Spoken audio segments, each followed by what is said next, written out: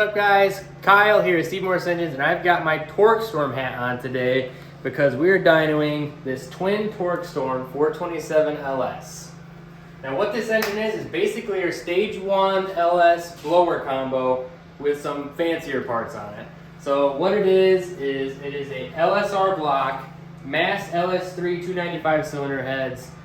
Rotating assembly is comprised of a dark crankshaft, Molnar rods, diamond pistons, Rollmaster timing chain gear set, our stage 2 blower cam. Let me confirm that on paper. I didn't build this engine, our guy Mitch did. Yeah, our stage 2 blower camshaft, diamond pistons, Molnar rods, touching a dark crankshaft. Really nice piece with gesso valve train on it. Now this is a solid roller. Morel lifters, just a nice street package. So it's got really nice valve train as well on it, but it's got Torque Storm's accessory drive on it with their water pump and alternator drive.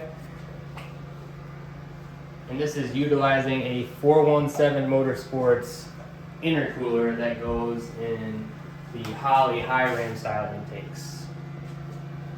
I believe it also fits mid rams and low rams, but because they're the same bolt pattern. I think that's pretty much it for this engine. I just wrapped up getting everything hooked up with our Holley EFI. So I'm gonna go ahead and go tap on the keyboard and see if we can make this thing rev up. We'll go through the preliminary setups on this thing, and I'll show you guys our very first pulse.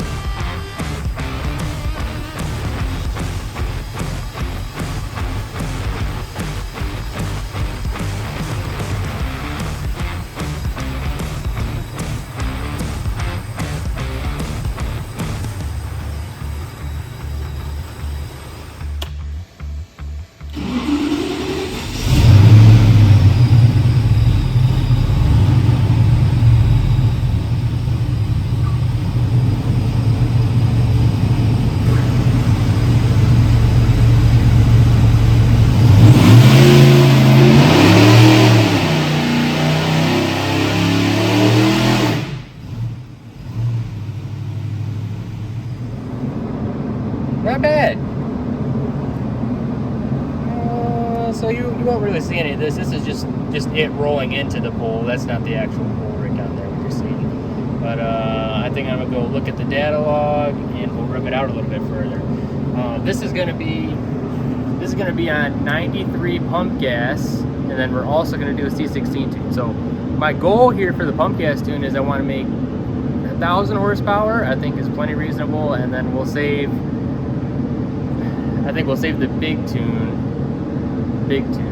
for C16. We'll make like 1,500 horsepower C16 is what this guy's goal is. So hoping to well accomplish that. On this Torque Storm 2XR kit, we've actually made 1925, I believe. We made over 1,900 horsepower with these exact blowers, a little bit faster pulley combination. So I'm gonna go over the data log, like I said, and make sure everything's all good, and we'll keep on making pulls.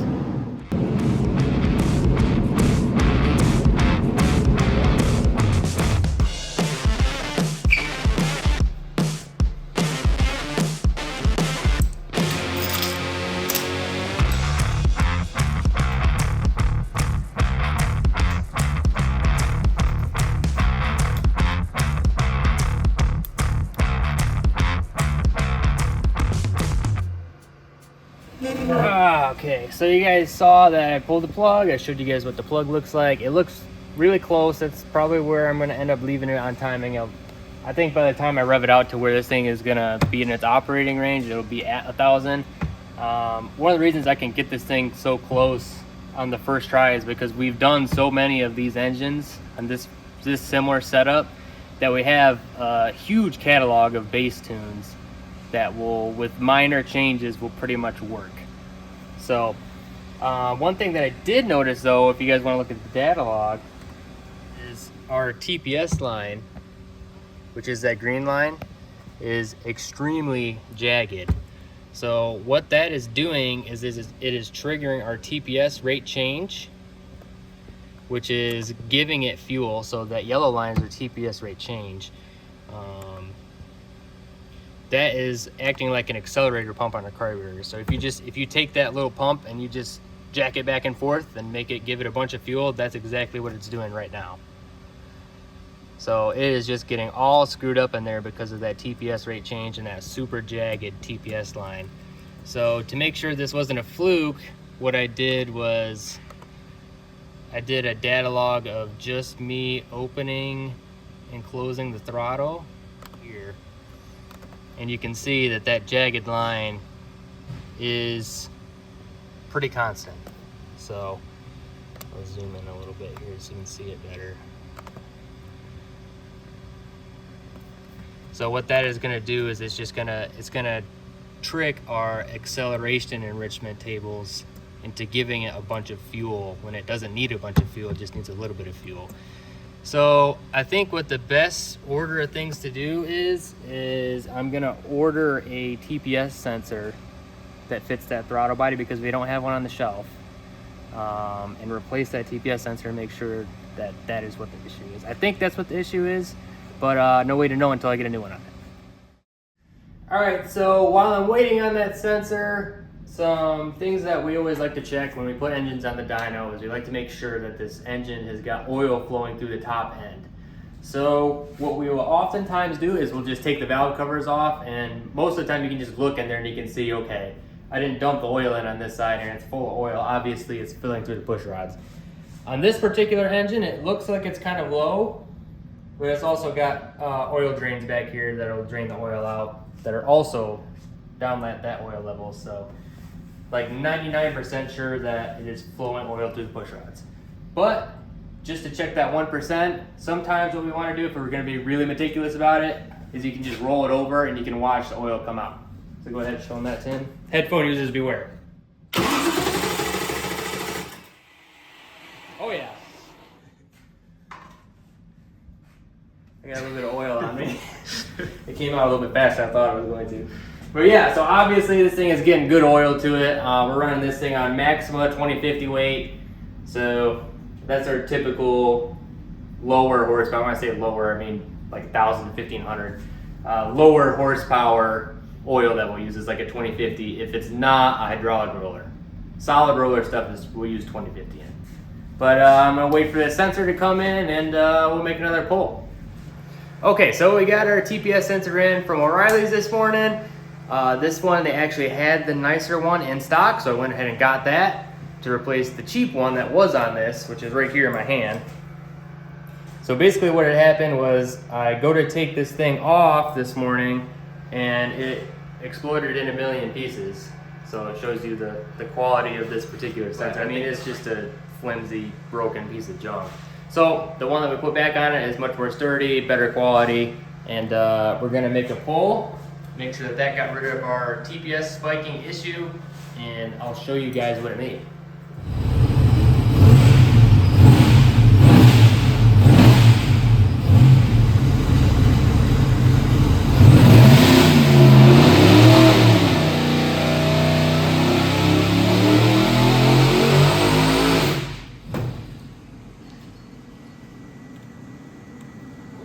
We got safety glass. What's funny is that exact same thing happened to that exact same tensioner the last time we dynoed with this.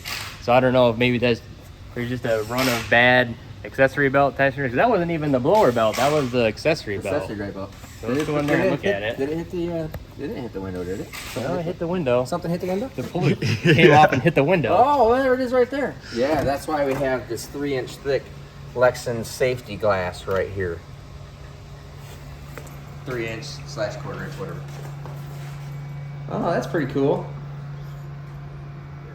Usually what it's doing is it snaps back when you chop throttle like that. That's why anytime you pedal these things, on a dyno, the engine RPM will drop even faster because it's under a load and doesn't allow it.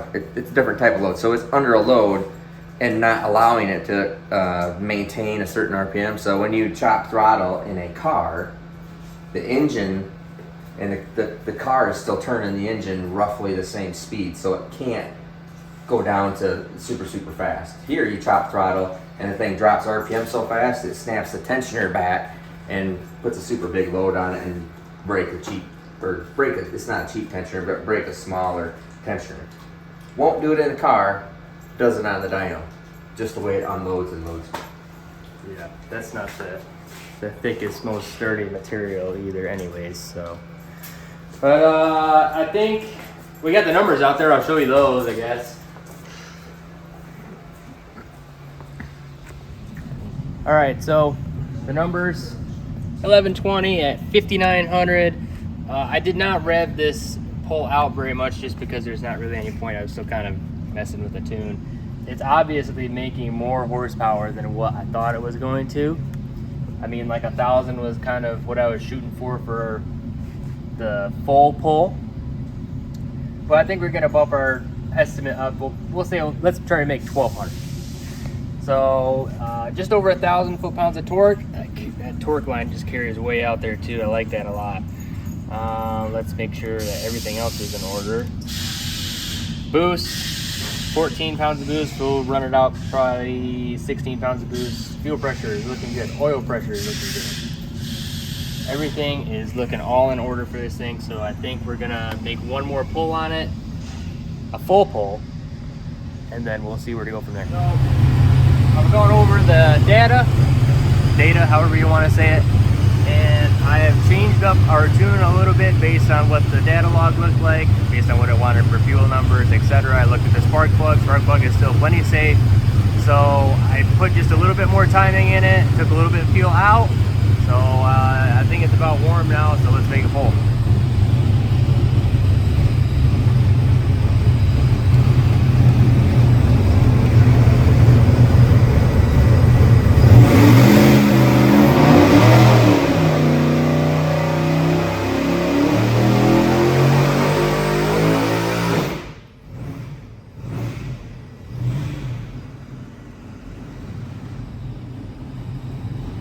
Trying my best to not chop the throttle so hard. It tries to blow things off. Let's see here.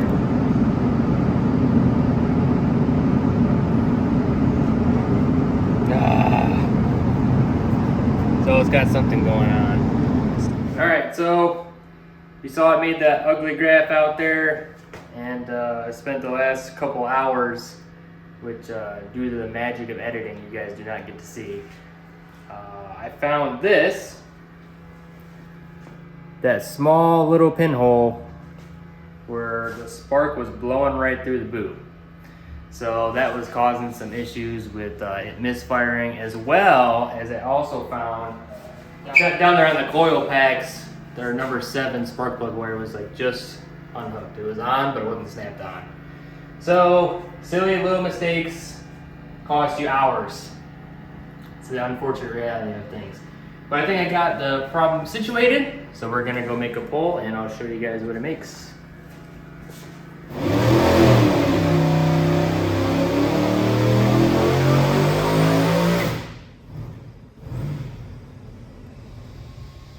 So a nice looking graph there. It didn't record past 5,500 RPMs because I'm having this issue, which is another issue that I'm gonna have to solve off camera here before we continue on. If you guys looked really close, you saw that the tachometer on the dyno was flickering real bad. That is because we've got some sort of interference on our contact sensor on the back of the engine for the dyno. So that's why it did not record past 5,500, which is what my initial fear was, but at least we know that the data looks good, the engine revs up nice, and it's obviously making power. So I'll be back once I fix this issue. All right, so I have fixed the dyno issue, and this is our final pump gas graph.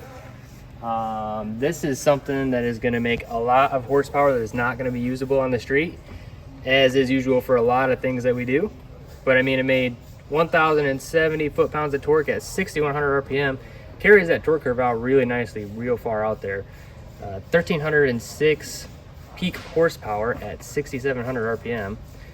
Let's go to our boost. This thing did make a little bit more boost than I was expecting it to make at 19 pounds of boost out the back door at almost 7,000.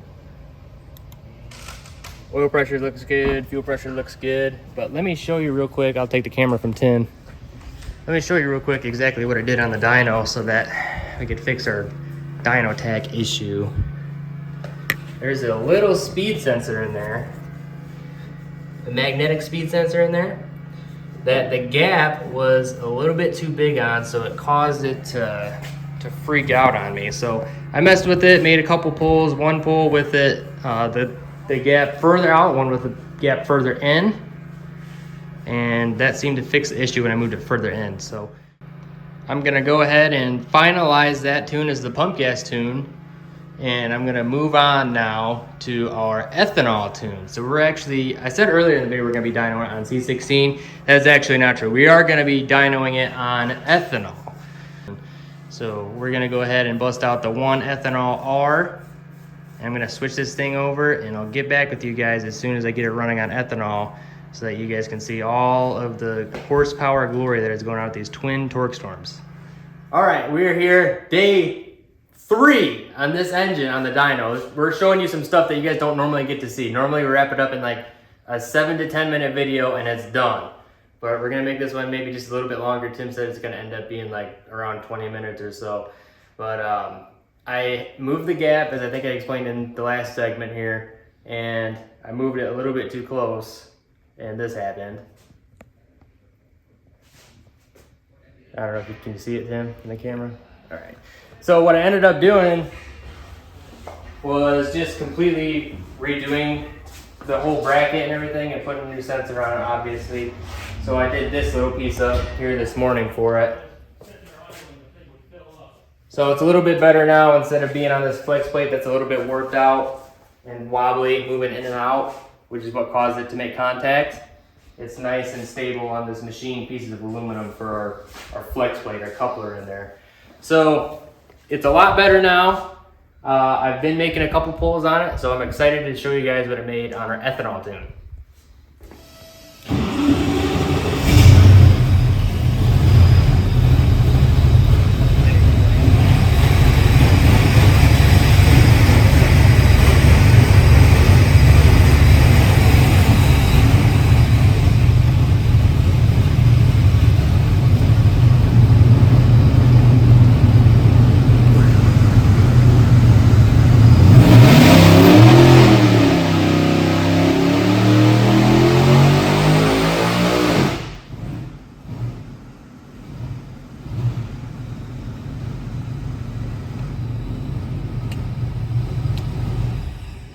Alright, sounded promising.